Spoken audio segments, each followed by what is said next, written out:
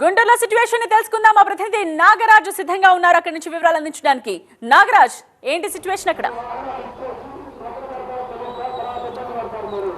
ప్రస్తుతానికైతే ఇప్పటికే ఏజెంట్లంతా కూడా కౌంటింగ్ కేంద్రాలకు చేరుకుంటున్నారు. ప్రస్తుతం మనం అయితే విజువల్స్లో చూడవచ్చు ఏ స్థాయిలో వాహనాలు వస్తున్నాయో అభ్యర్థులతో పాటు ఏజెంట్లు కూడా, అదేవిధంగా పోలింగ్ సిబ్బంది కూడా అందరూ ఒకేసారి పెద్ద ఎత్తున రావడంతో మనం యూనివర్సిటీ వద్ద ఏ స్థాయిలో వాహనాలు వస్తున్నాయో కూడా చూడవచ్చు.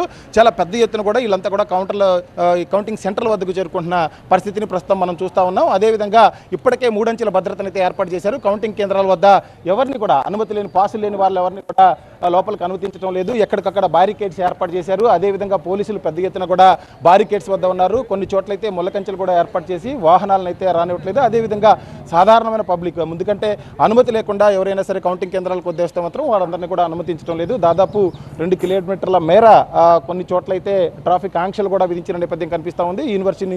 యూనివర్సిటీ పరిధిలోకి వచ్చే వాళ్ళందరినీ కూడా హైవే నుంచి తీసుకొస్తున్నారు. చుట్టుపక్కల ఉన్న రహదారులన్నింటినీ కూడా ఇప్పటికే క్లోజ్ చేసి ఒకే మార్గం ద్వారా వీళ్ళందరినీ కూడా లోపలికి అనుమతిస్తున్న నేపథ్యం కనిపిస్తూ ఉంది. ఇప్పుడు కొద్దిగా ఏజెంట్లు రాక తగ్గినట్టు కనిపిస్తుంది. ఎందుకంటే 6:30 గంటలకే మొత్తం కూడా రావాలని చెప్పి ఇప్పటికే ఏజెంట్లు అందరికీ కూడా చెప్పిన నేపథ్యంలో కొద్దిగా మనకి మనం ఏదైతే మెయిన్ ఎంట్రన్స్ వద్ద ఉన్నాం, ఈ ఎంట్రన్స్ వద్ద కొద్దిగా వాహనాల రాక అయితే తగ్గింది. ఇప్పటికే వచ్చిన వాళ్ళంతా కూడా ఆయా కౌంటింగ్ సెంటర్లకి పూర్తిగా వెళ్ళిపోతుంది. మనం చూస్తూ ఉన్నాం గుంటూరులోని ఏ నియోజకవర్గాలు ఉన్నాయో అవన్నీ కూడా ఎటువైపు ఏ సెంటర్ నుంచి వచ్చేవాళ్ళు ఏ సెంటర్కి వెళ్ళాలి, వాటి రహదారి మార్గాలు ఏంటి అనేది కూడా స్పష్టంగా ఇక్కడ ఫ్లెక్స్లు అయితే ఏర్పాటు చేయడం జరిగింది. మొత్తం మీద కౌంటింగ్ సెంటర్లలోకి ఏజెంట్లు రాకైతే దాదాపుగా పూర్తయిందనే చెప్పుకోవాలి. మరికొద్ది సేపట్లోనే ఏజెంట్లంతా కూడా ఆయా నియోజకవర్గాలకు వెళ్ళిన తర్వాత సిబ్బందితో ఒకసారి ర్యాండమైజేషన్ చేస్తారు. సిబ్బంది ర్యాండమైజేషన్ అయిన వెంటనే ఆయా కేంద్రాల్లో ఉన్న ఎవరైతే సిబ్బందితో పాటు ఏజెంట్లు కూడా ఉంటారు. మొదటిగా 8 గంటలకి పార్లమెంట్కి సంబంధించిన ఈవీఎంలతో పాటు పోస్టల్ బ్యాలెట్స్ కూడా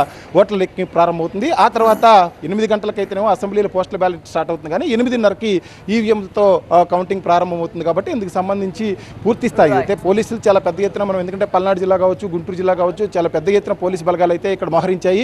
గతంలో ఏదైతే పోలింగ్ సమయంలో జరిగిన అల్లర్లను దృష్టిలో ఉంచుకొని భారీ భద్రతను అయితే ఏర్పాటు చేశారు. ఇప్పటికే పల్నాడు జిల్లాలో 3,000 మంది పోలీసులను అయితే ఇప్పటికే మోహరించి ఉంచారు. ముఖ్యంగా ముఖ్యమైన నేతలు మనం చూసినట్లయితే గుంటూరులో కావచ్చు, పల్నాడు జిల్లాలో కావచ్చు, ముఖ్య నేతల ఇళ్ల వద్ద కూడా పోలీస్ పికెటింగ్ కూడా ఏర్పాటు చేశారు. చాలా పెద్ద ఎత్తున భద్రత అయితే ఏర్పాటు చేసి కేంద్ర బలగాలతో మోహరించిన నేపథ్యం మనకు ప్రస్తుతం కౌంటింగ్ సెంటర్ వద్ద కనిపిస్తుంది.